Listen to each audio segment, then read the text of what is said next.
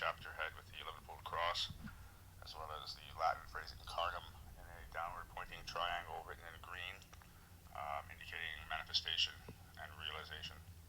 Real I. The sword of Zane. The inhuman ones by the Tropic of Cancer. Once I thought that to be human was the highest aim a man could have, but I see now that it was meant to destroy me.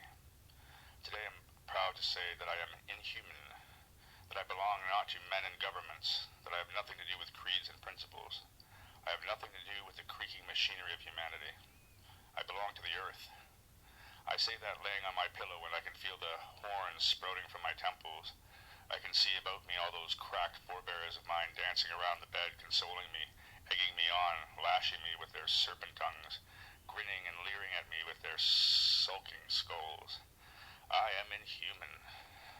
I say it with a mad, hallucinated grin, and I will keep on saying it, though it rains crocodiles. Behind my words are all those grinning, leering, skulking skulls, some dead and grinning a long time, some grinning as if they had lockjaw, some grinning with the grimace of a grin, the foretaste and aftermath of what is always going on. Clearer than all, I see my own grinning skull, see the skeleton dancing in the wind, serpents issuing from the rotted tongue and the bloated pages of ecstasy slimed with excrement, and I join my slime, my excrement, my madness, my ecstasy, to the great circuit which flows through the subterranean vaults of the flesh. All this unbidden, unwanted, drunken vomit will flow on endlessly through the minds of those to come in the inexhaustible vessel that contains the history of the race.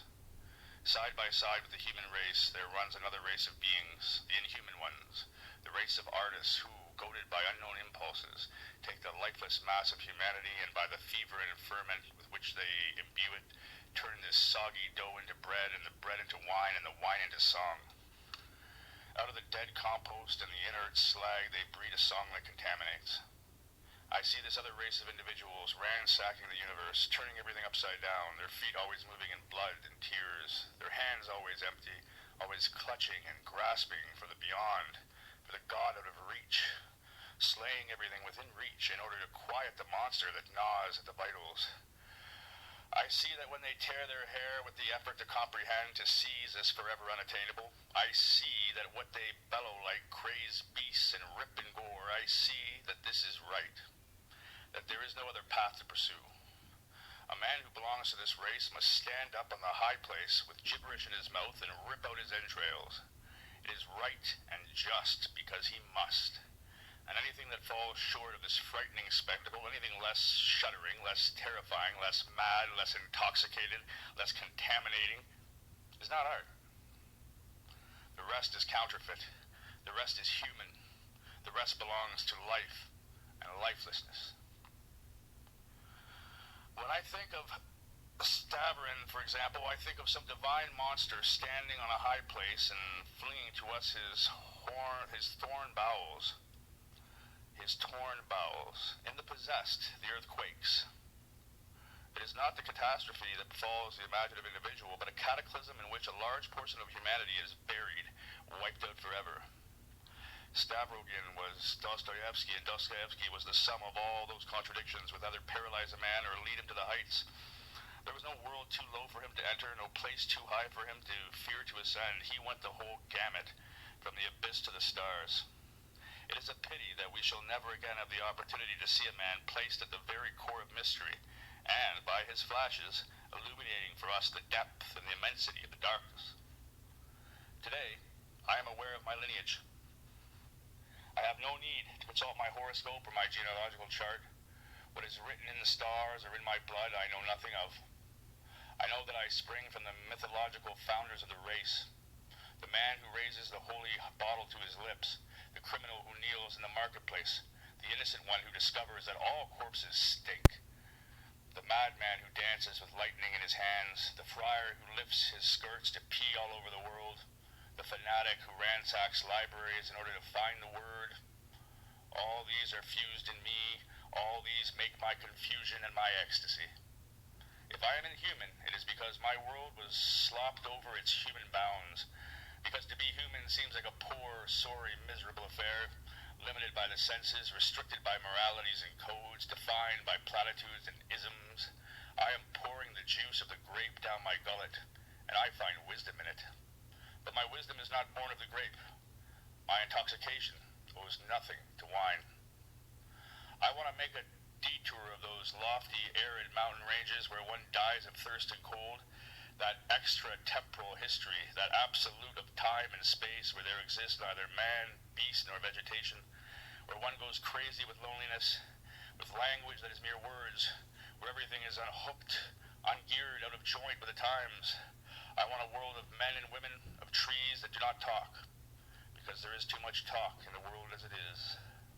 Of rivers that carry you to places, not rivers that are legends, but rivers that put you in touch with other men and women, with architecture and religion, plants and animals, rivers that have boats on them and in which men drown not in myth and legend and books and dust of the past, but in time and space and history. I want rivers that make oceans such as Shakespeare and Dante. Rivers do not dry up in the void of the past. Oceans, yes. Let us have more oceans, new oceans that blot out the past, oceans that create new geological formations, new topographical vistas, and strange, terrifying continents. Oceans that destroy and preserve at the same time, oceans that we can sail on, take off to new discoveries, to new horizons. Let us have more oceans, more upheavals, more wars, more holocausts. Let us have a world of men and women with dynamos between their legs, a world of natural fury, of passion, of action, of erection, drama, dreams, madness, a world that produces ecstasy and not dry farts. I believe that today, more than ever, a book should be sought after, even if it is only one great page in it. We must search for fragments and splinters, toenails, anything that has ore in it, anything that is capable of resuscitating the body and the soul. It may be that we are doomed, that there is no hope for us, any of us. But if that is so, then let us set up a last antagonizing, blood-curdling howl, a screech of defiance, a war whoop. Let us be insolent. Away with lamentation. Away with effigies and dirges. Away with biographies and histories and libraries and museums. Let the dead eat the dead. Let us living ones dance about the rim of the crater, a last expiring spring dance, but a dance. I love everything that flows, said the great blind Milton of our times. I was thinking of him this morning when I awoke with a great bloody shout of joy.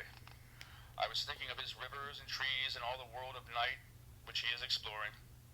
Yes, I said to myself, I too love everything that flows. Rivers and sewers, lava, semen, blood, bile, words, sentences.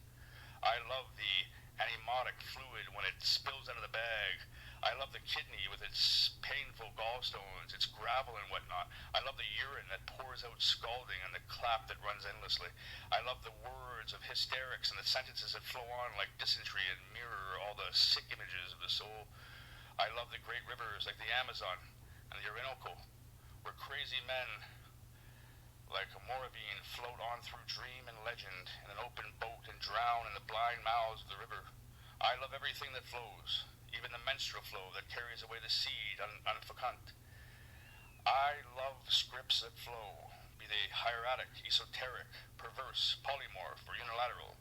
I love everything that flows, everything that has time in it and becoming. That brings us back to the beginning where there is never end. The violence of the prophets, the obscenity that is ecstasy, the wisdom of the fanatic, the priest with his rubber litany, the foul words of the whore, the spittle that floats away in the gutter, the milk of the breast and the bitter honey that pours from the womb, all that is fluid and melting, dissolute and dissolvent, all the pus and dirt that is flowing and in flowing is purified, that loses its sense of origin, that makes the great circuit towards death and dissolution. The great incestuous wish is to flow on with time, to merge the great image of the beyond with the here and the now. A fatuous, suicidal wish that is constipated by words and paralyzed by thought. The end. So shall it be unto flesh, Selah. So shall it be unto flesh, Beselah. So shall it be unto flesh, Selah.